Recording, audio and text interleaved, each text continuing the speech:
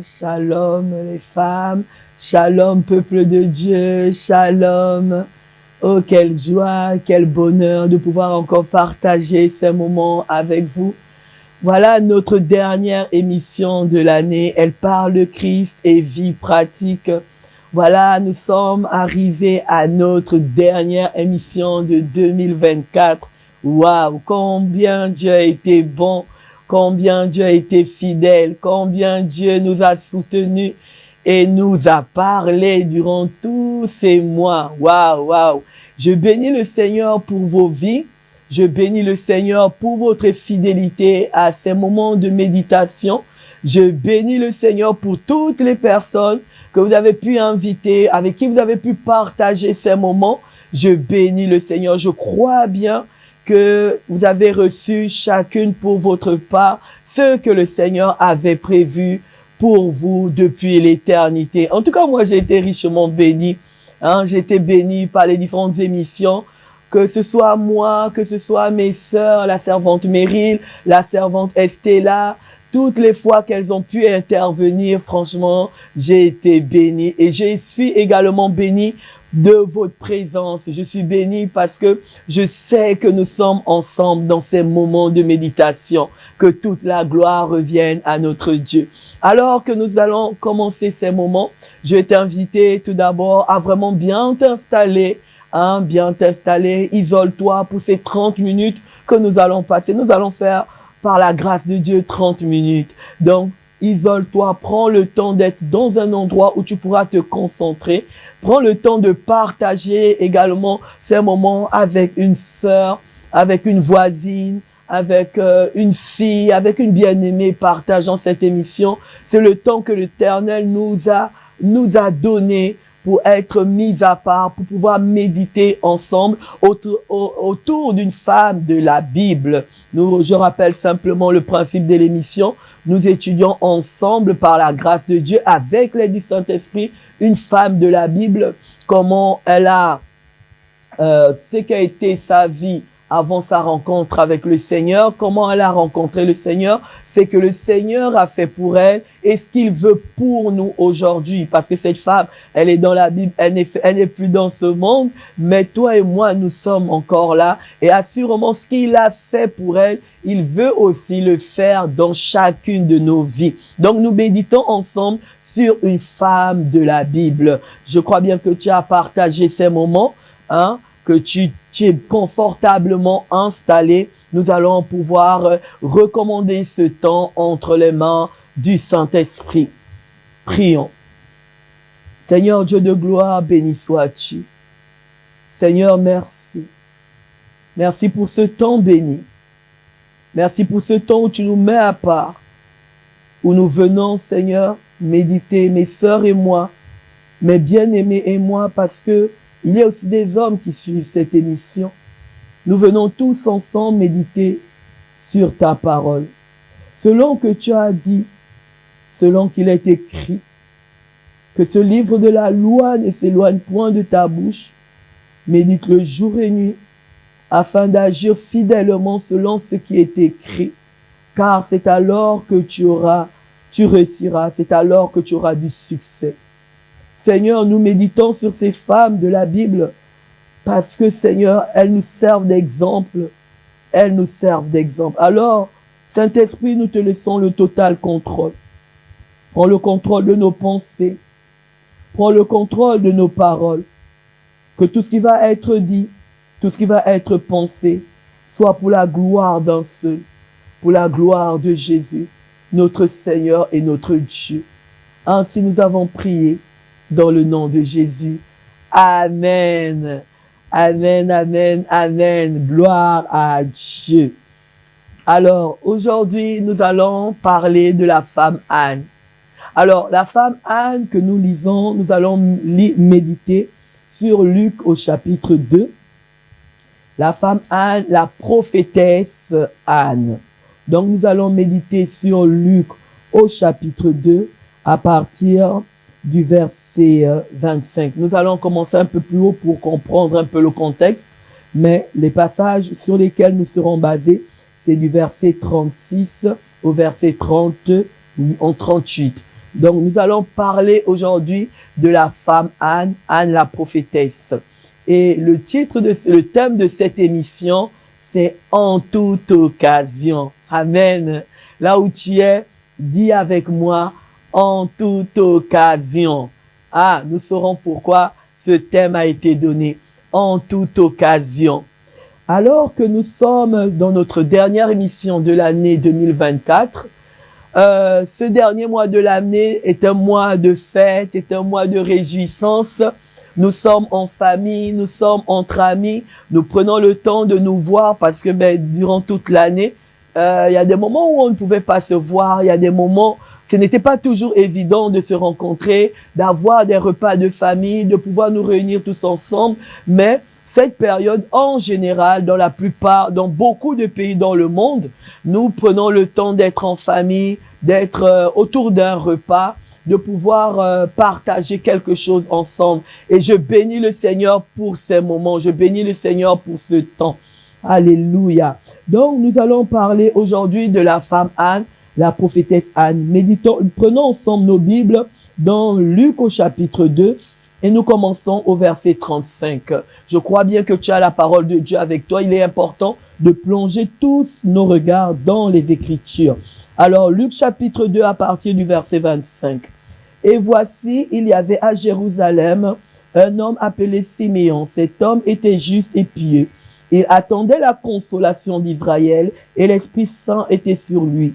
Il avait été divinement averti par le Saint-Esprit qu'il ne mourrait point avant d'avoir vu le Christ du Seigneur. Il vint au temple poussé par l'Esprit.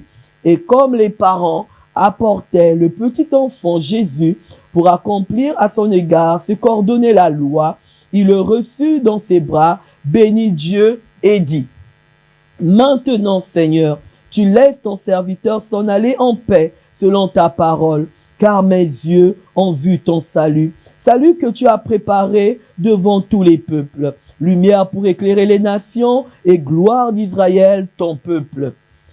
Verset 33. Son père et sa mère étaient dans l'admiration des choses qu'on disait sur lui. Siméon les bénit et dit à Marie sa mère: Voici cet enfant est destiné à amener la chute et le relèvement de beaucoup en Israël et à devenir un signe qui provoquera la contradiction. Et à toi-même une épée te transpercera l'âme, afin que les pensées de beaucoup de cœurs soient dévoilées. Le verset 36 sur lequel nous sommes basés: il y avait aussi une prophétesse, Anne, fille de Phanuel, de la tribu d'Azer. Elle était fort avancée en âge et elle avait vécu 7 ans avec son mari depuis sa virginité. Restée veuve et âgée de 84 ans, elle ne quittait pas le temple et elle servait Dieu nuit et jour dans le jeûne et la prière. Étant arrivée, elle aussi, à cette même heure, elle louait Dieu et elle parlait de Jésus à tous ceux qui attendaient la délivrance de Jérusalem. Amen. Gloire à Dieu. Alors, la femme Anne, la prophétesse Anne, voici une histoire que nous donne la parole de Dieu. Une femme qui, on sait qu'elle était prophétesse. Cette femme, la Bible nous montre qu'elle fut mariée. Elle a été mariée sûrement très jeune, parce qu'à l'époque, et encore dans bien de pays, on peut se marier jeune.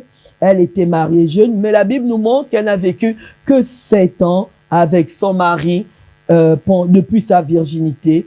Ensuite, elle est devenue veuve. Il a plu à Dieu de rappeler son mari. Et âgée de 84 ans, elle restait au temple.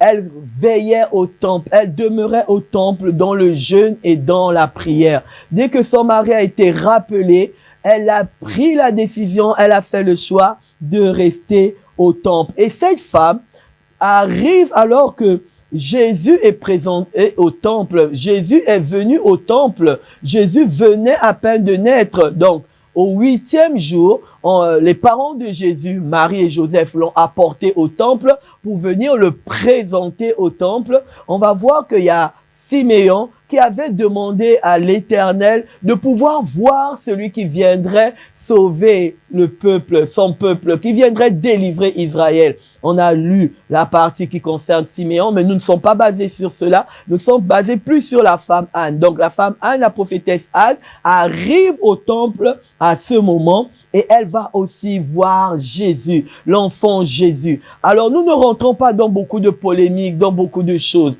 Moi, ce que le Seigneur m'a mis à cœur, que nous méditions ensemble pour ce mois de décembre, c'est se saisir de chaque occasion, qu'elle soit bonne ou mauvaise, de chaque moment que l'Éternel nous donne pour pouvoir témoigner de lui, pour pouvoir parler de lui. Et nous savons que la période dans laquelle nous sommes, cette période des fêtes, cette période où nous allons être en famille, cette période où nous allons être entre amis, il y a des personnes qui vont peut-être ou pas célébrer Noël, mais je sais une chose, un jour, notre Seigneur est né. Et si le Seigneur nous donne l'opportunité, l'occasion de pouvoir parler de lui en cette période, c'est ce qui nous importe. Le reste importe peu. Nous voyons cette femme qui était au temple, cette femme qui était dans le jeûne, qui était dans la prière, qui servait Dieu en étant dans le jeûne, dans la prière, en ayant une intimité avec le Seigneur. Dès l'instant où elle est passée par un temps difficile, bien entendu, avoir perdu son mari en étant jeune, je n'ose même pas imaginer comment elle pouvait être. Mais elle a pris la décision, c'est vraiment avec l'aide du Saint-Esprit, de pouvoir servir Dieu, de se consacrer à l'Éternel. Donc, elle demeurait jour et nuit au temple dans le jeûne et la prière. Et voilà que l'enfant Jésus est apporté au temple. Et voilà que Siméon va parler de cet enfant. Le Saint-Esprit, la Bible nous a montré, quand nous avons lu le passage, la partie sur Siméon, que le Saint-Esprit a divinement averti cet homme que l'enfant Jésus viendrait à ce moment au temple, et il s'est rendu au temple. Et la femme Anne était aussi à ce moment au temple. Et la Bible va nous dire, elle louait Dieu et elle parlait à Jésus, de Jésus, à tous ceux qui attendaient la délivrance de Jérusalem. Oh bien-aimés dans le Seigneur, cette émission, simplement pour nous encourager. C'est vrai que nous sommes passés certainement par différentes situations. Nous avons vécu sûrement beaucoup de choses, que ce soit dans nos familles, que ce soit au niveau professionnel, que ce soit dans nos relations peut-être avec les autres. Oui, nous avons sûrement eu, comme on dit, des hauts et des bas. Mais je viens nous encourager dans cette dernière émission. Alors que nous sommes dans une période où nous avons la grâce de pouvoir passer des fêtes en paix, de pouvoir passer des moments en famille, de pouvoir avoir des temps où nous nous retrouvons avec ceux-là que nous aimons, avec ceux-là que nous n'avons pas toujours l'occasion de voir tous les jours, parce que chacun se trouvant peut-être aux quatre coins du monde, aux quatre coins de la vie, on n'a pas toujours le temps. Mais l'occasion nous est donnée de pouvoir nous réunir autour d'un repas. Alors je nous invite, bien-aimés, à pouvoir se saisir de cette occasion, de pouvoir prendre le temps de louer Dieu dans nos maisons, de louer l'Éternel dans nos familles, de ce qu'un jour Dieu nous a donné Jésus, de ce qu'un jour le Christ est né, de ce qu'un jour Jésus est venu dans le monde, comme Anne l'a fait. Elle a loué Jésus, elle a loué de voir le Seigneur. Et toi et moi qui avons reçu le Seigneur, oui, à n'importe quel endroit où nous pourrons nous trouver pendant ces fêtes, je nous exhorte, bien-aimés, saisissons cette occasion de pouvoir louer l'Éternel, de pouvoir célébrer l'Éternel, de ce qu'il nous a donné un sauveur. Et la Bible nous dit, elle parlait de Jésus à tous ceux qui attendaient la délivrance de Jérusalem. Elle parlait de Jésus à tous ceux-là qui attendaient la délivrance. Bien-aimés, je crois bien que dans nos familles, je crois bien que dans notre entourage, je crois bien qu'il y a au moins une personne qui attend la délivrance. Je crois bien qu'il y a au moins une personne dans notre entourage qui attend la délivrance. On ne sait pas ce par quoi ces personnes sont passées durant cette année 2024. On ne sait pas toujours ce qu'elles ont vécu. Même si on le savait, on ne sait pas ce qu'il y a au-dedans de leur cœur. Mais Dieu sait toutes choses. Et voilà, l'occasion nous est donnée durant cette fête de pouvoir, oui, rendre grâce à Dieu, de pouvoir célébrer l'Éternel, de pouvoir louer l'Éternel, mais aussi de pouvoir parler de Jésus, de pouvoir parler de Jésus à tous ceux-là qui attendent la délivrance, qui attendent la délivrance dans leur foyer, qui attendent la délivrance dans leur couple, qui attendent la délivrance de leurs enfants, qui attendent la délivrance de leur famille, qui attendent la délivrance, je ne sais, dans quelconque domaine, dans leur propre chair. Peut-être il y en a qui sont malades, ils attendent la délivrance, bien-aimés. Alors je nous exhorte,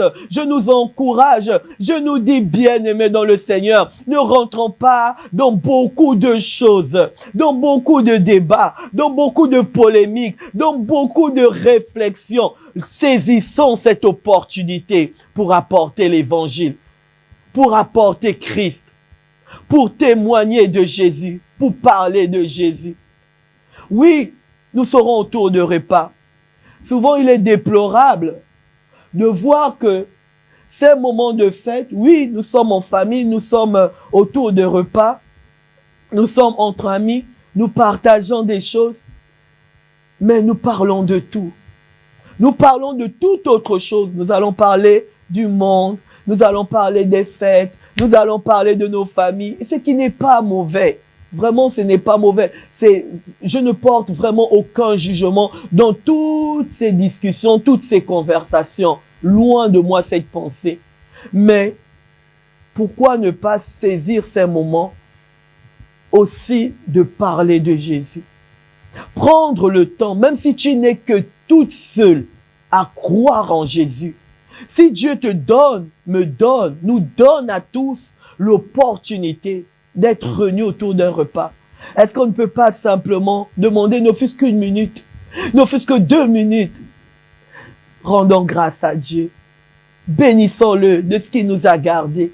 Le souffle de vie, c'est Dieu qui donne. C'est Dieu qui nous a gardé toute une année.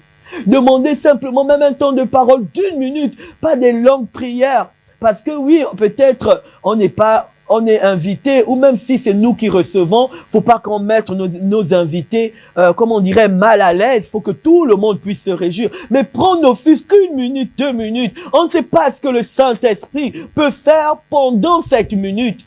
Pendant ces minutes que nous allons prendre pour dire simplement, ok, on va faire la fête, on va danser, on va se réjouir, on va manger. Mais je souhaiterais, si vous le permettez, qu'on prenne 1 minute pour reconnaître celui qui nous a donné la vie, pour lui rendre grâce, pour lui dire merci. Parce que le souffle de vie ne vient pas d'un homme, ne vient pas de je ne sais pas quoi, c'est Dieu qui donne le souffle de vie. On a vu des personnes en bonne santé aller se coucher et ne jamais se lever le lendemain matin. Mais si il a renouvelé le souffle de vie, quasiment 300, cette année, je crois, eu 366 jours. C'est une grâce de l'Éternel. Et saisir aussi l'occasion de témoigner de Jésus. Oui, un jour, Dieu a quitté son trône. Il est venu sur la terre. Il est né sur la terre pour les hommes. La Bible dira, un enfant nous est né, un fils nous est donné. Oui, Dieu a quitté son trône, il a vécu parmi les hommes. Et au-delà de cette naissance, il est venu accomplir une mission.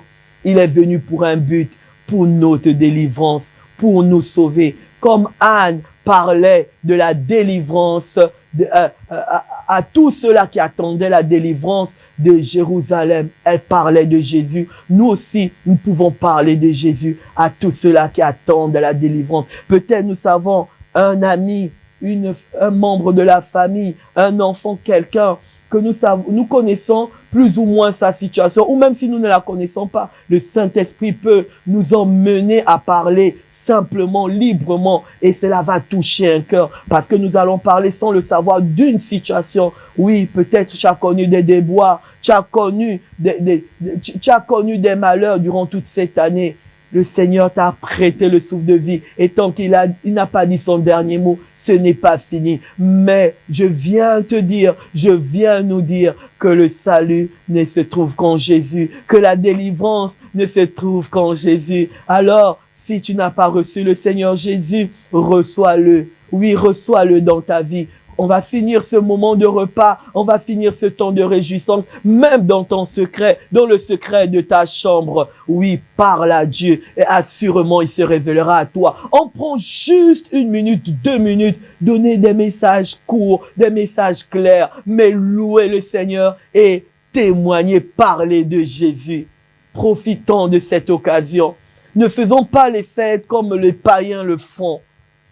Ne faisons pas des fêtes. Nous sommes enfants de Dieu et nous avons un but, une mission à accomplir. Le Seigneur est venu sauver. Il est venu délivrer. C'est pourquoi Jésus est venu. Anne a béni le Seigneur, a loué le Seigneur de ce qu'elle a vu Jésus. Alors si nous avons rencontré Jésus, nous ne pouvons pas manquer les mots autour de nous pour le bénir, le célébrer. Alors si nous avons réellement reçu Jésus, nous ne pouvons pas, oui, manquer les mots pour parler de lui à tous ceux-là qui attendent la délivrance, qui attendent leur délivrance. Voilà le message que le Seigneur m'a mis à cœur pour cette dernière émission. Alors je nous souhaite à toutes et à tous de passer d'excellentes fêtes de fin d'année. Et ma prière, que le Dieu de toute grâce, le Dieu de toute bonté, le Dieu de miséricorde, oui, se révèle encore à chacun d'entre nous. Là où nous n'avons pas vu, là où nous semblons ne rien avoir vu de l'Éternel, que même à la dernière minute, à la dernière seconde de cette année, qu'il se révèle à nous et qu'il nous accorde sa paix, qu'il nous accorde sa joie, qu'il manifeste les promesses, sa promesse qu'il nous a faite.